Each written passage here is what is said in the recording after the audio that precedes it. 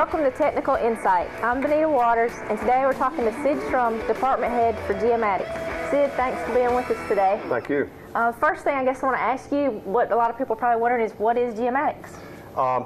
Geomatics is a combination of two subjects we teach. One is land surveying, and the other is what we call GIS, Geographic Information System.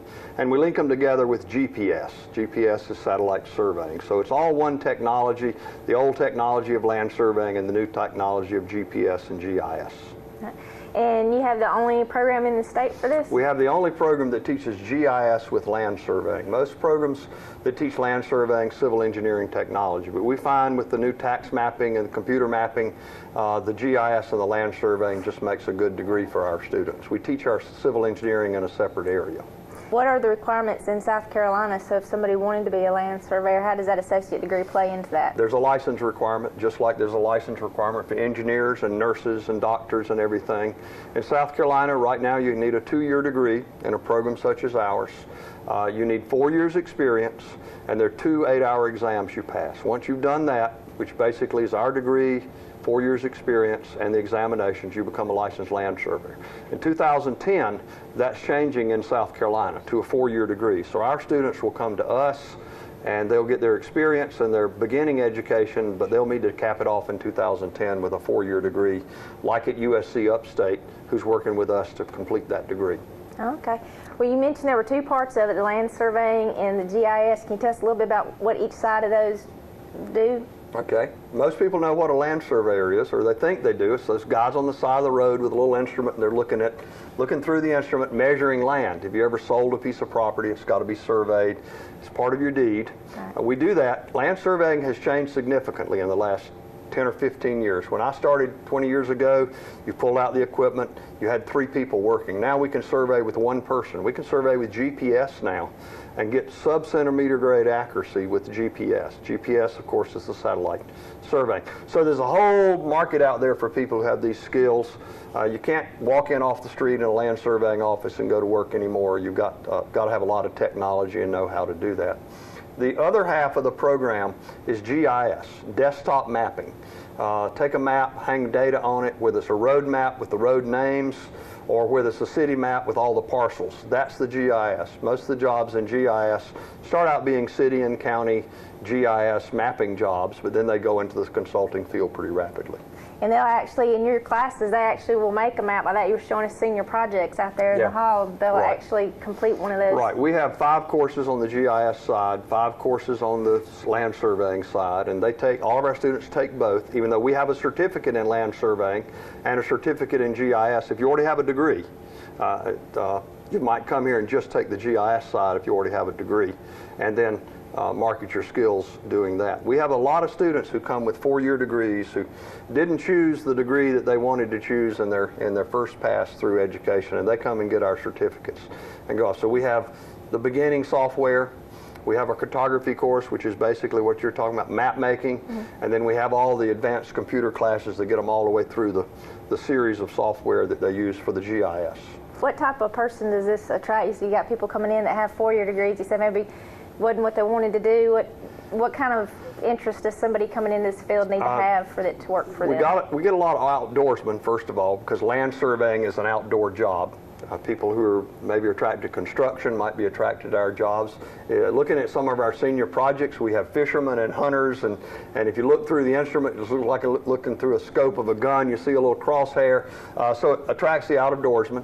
It attracts a lot of people with computer know-how, because it's all computer generated. Everything, the maps are computer generated, the data is computer generated, all the instruments run with computer background on it, and so technology folks and the outdoorsmen too are attracted to our program. And we have a growing number of female students in our program, because city and county jobs are the ones who use these technology to begin with, and some of our students are city and county employees who've moved into this job. 911 is a good example. GIS usually starts in a county in the 911 office.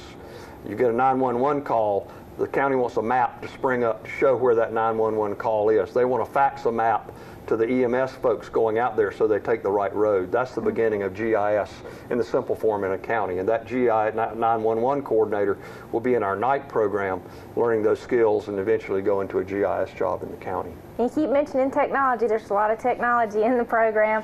You even are tying in so that the people around in this area can use some of the equipment we have. You got something up here on the roof. You want to explain to us what that is and how it helps out? We've got a CORS base station. CORS stands for Continuous Operating Reference Station. It's a 24-hour day, 7-day a week GPS station that measures sub-centimeter grade accuracy. We collect that data from typically 9 or 10 satellites every second. We store that data every hour and put it out on our website so anybody who wants to use it to correct their data.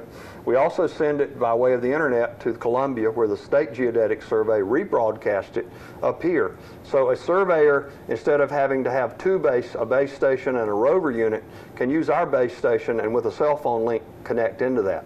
Our base station costs us about $20,000. That means the surveyor doesn't have to have his second base station doing that. That's all part of a National Science Foundation grant we got. We're one of only 4 base stations in the state right now doing what we're doing with that. And we're the only one operated by a college.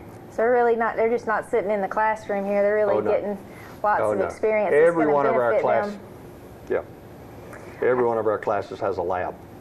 Yeah. If somebody's sitting out there and they think this sounds like something they want to do, how do they get in touch? Are you the person that they contact? Of course, we have the regular admission process, and we're in the catalog. We have a website on the college station. A good many of our students come because they get jobs in surveying and they want to get that license, or they get jobs in GIS and they want that extra skill. We've got about 80 students in our program. Our program's been in existence for 5 years. We went from 9 original students to 80. And because the job market is so good in this program, our night program has 60 of those 80 students. My sophomore level surveying class has 17 students in it.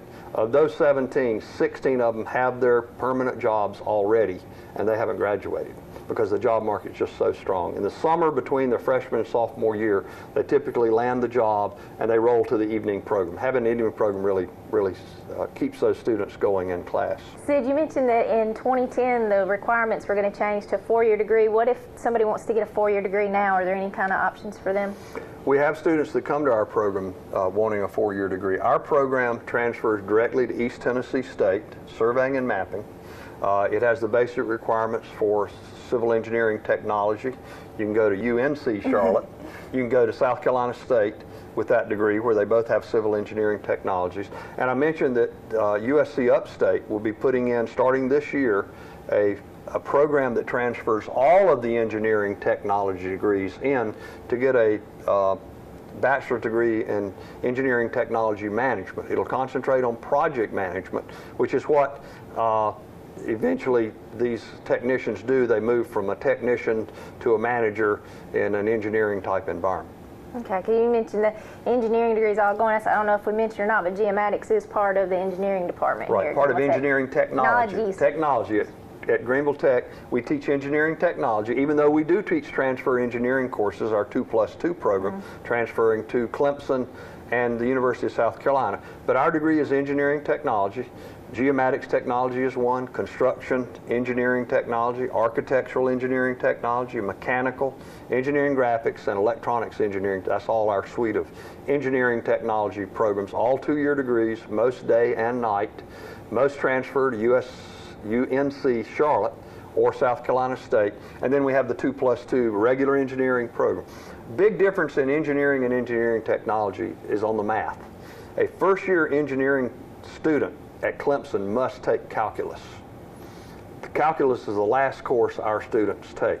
So this is sort of the break line, the math level that our students take. Our programs are algebra and trig based, with calculus being the upper threshold. 4-year degrees, calculus is the starting threshold. So that's the, if you're really good in math and take calculus, you probably ought to be at Clemson in engineering or in our 2+2. If you need those math skills, and many of our students need to brush up on math, engineering technology is the place to go.